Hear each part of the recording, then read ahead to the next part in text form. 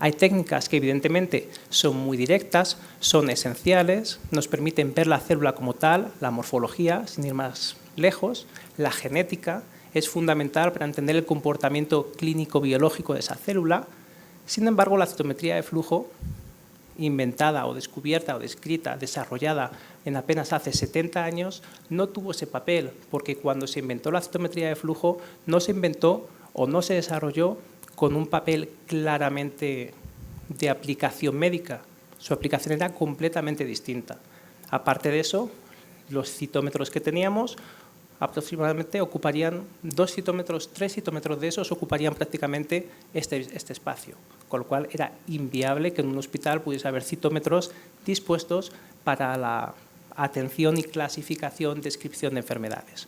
Por todo eso, la citometría de flujo no tuvo un impacto directo sobre las enfermedades, sobre la clasificación de las enfermedades y sobre el estudio de las enfermedades como tal. Evidentemente, aunque todo tiene importancia, lo que comentábamos, si llevamos 9.000 años diagnosticando por semiología, la semiología va a seguir siendo y seguirá siendo el eje principal del enfoque diagnóstico, mientras que otras técnicas van a facilitar descripción fisiopatológica de las enfermedades, pero todo eso lo que ha hecho ha sido crear de una u otra manera sistemas de clasificación distintos que muchos de nosotros que somos un poco más mayores hemos ido viviendo, como una misma enfermedad se clasifica de manera diferente en función de unos criterios diagnósticos propuestos.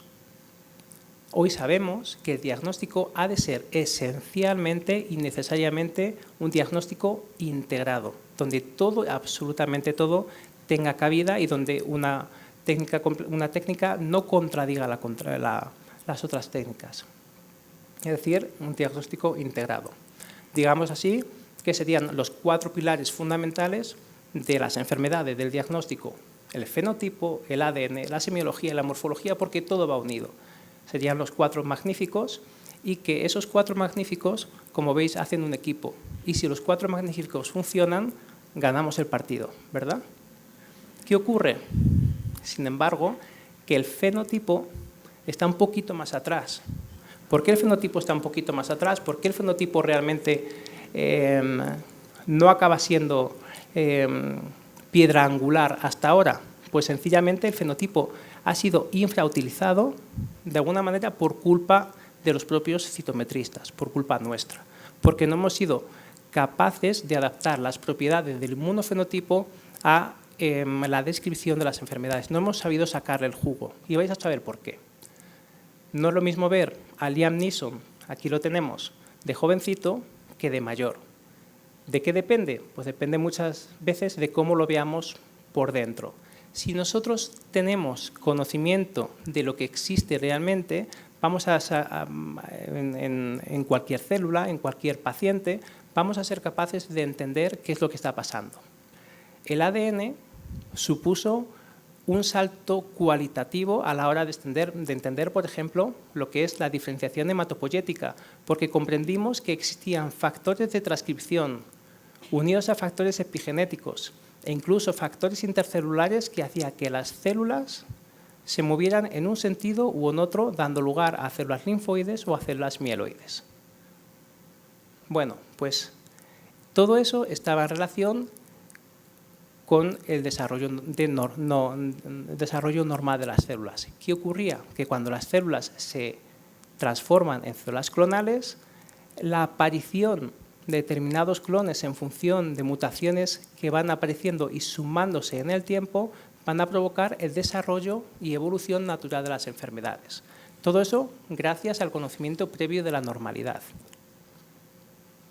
Y esas alteraciones hoy en día sabemos que son muchas veces compartidas entre una enfermedad y otra enfermedad, más indolente o más agresiva, tanto a nivel linfoide como a nivel mieloide. En este caso tenemos transformación a nivel linfoide.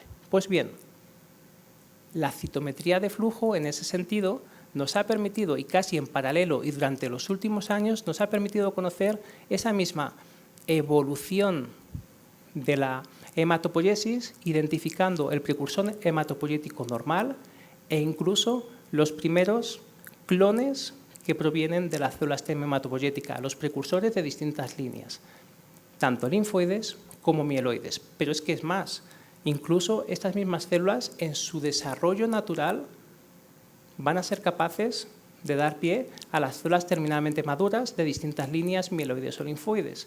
Y sabemos que ese desarrollo, que conocemos muy bien por morfología, tiene una equivalencia con un desarrollo fenotípico, donde determinados marcadores se pueden perder o se pueden ganar, existiendo una clara correspondencia entre fenotipo y morfología, incluso genotipo. El problema es que no hemos sabido, nosotros citometristas, integrar esta información hasta hace poco tiempo. Es decir, que la citometría de flujo, aunque parezca mentira, es una herramienta tremendamente útil porque es la única herramienta hoy en día en el mercado que nos permite visualizar los procesos de maduración y diferenciación de modo totalmente dinámico, donde en lugar de existir 3, 4, 5 estatus madurativos conforme a la morfología, podemos encontrar un estatus madurativo continuo.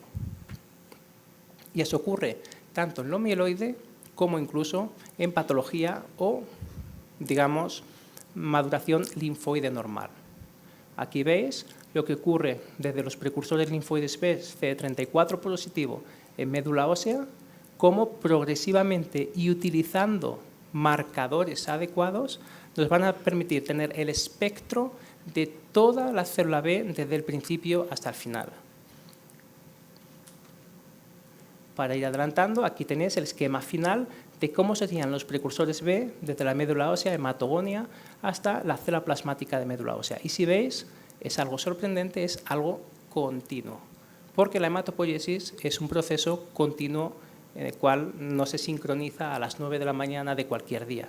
Estamos produciendo células hematopoyéticas B o mieloides todos los días a todas horas, según las necesidades. Por lo tanto, la citometría de flujo, hasta la fecha actual, sigue siendo y debiera ser el complemento ideal, no sustitutivo, pero sí complemento de la morfología. Y además tiene un valor predictivo del genotipo, como vamos a ver dentro de poco.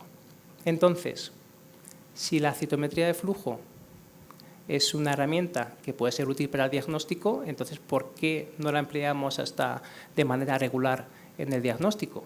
Pues fijaos, la citometría de flujo, para los que trabajáis con ella, sabéis que tiene muchas ventajas. ¿Me podéis decir una? Decidme una. Muy bien. Rápido. Ya sabéis la diapositiva, ¿verdad? Rápido es un método cuantitativo, es un método cualitativo y además me permite visualizar y analizar en muy poco tiempo muchísimas células. Es posiblemente la mejor herramienta en este sentido y son las propiedades que nosotros deberíamos ser capaces de poder aplicar. Cuando queramos hacer un análisis de citometría debemos tener en cuenta estos tres principios. ¿Qué estudiamos? Pues, evidentemente, estudiamos simultáneamente, y esto es fundamental, distintas poblaciones celulares, tanto sus componentes como sus productos. Incluso estudiamos directamente el ADN. Yo sé que no es muy popular estudiar ADN por citometría de flujo en padecimientos hematológicos, pero fijaos, somos capaces de ver si mi célula problema tiene menos ADN, tiene más ADN e incluso cuánto prolifera. Imaginaos lo importante que es eso desde el punto de vista fisiopatológico de una enfermedad. Incluso sirve para clasificar, por ejemplo, las leucemias linfoblásticas. Según la OMS, existe un grupo de leucemias linfoblásticas hiperdiploides. En una hora podríamos tener el diagnóstico, para que veas la aplicación. Por otro lado, la citometría de flujo analiza ADN de manera indirecta, porque si la citometría de flujo mide la proteína y la proteína es la traducción del ADN, finalmente estamos midiendo ADN de manera indirecta. Y como la genética es el factor principal a la hora del pronóstico de las enfermedades, la citometría de flujo podría tener un papel pronóstico muy importante y lo estamos infrautilizando. Inconvenientes. Decidme un inconveniente de la citometría de flujo.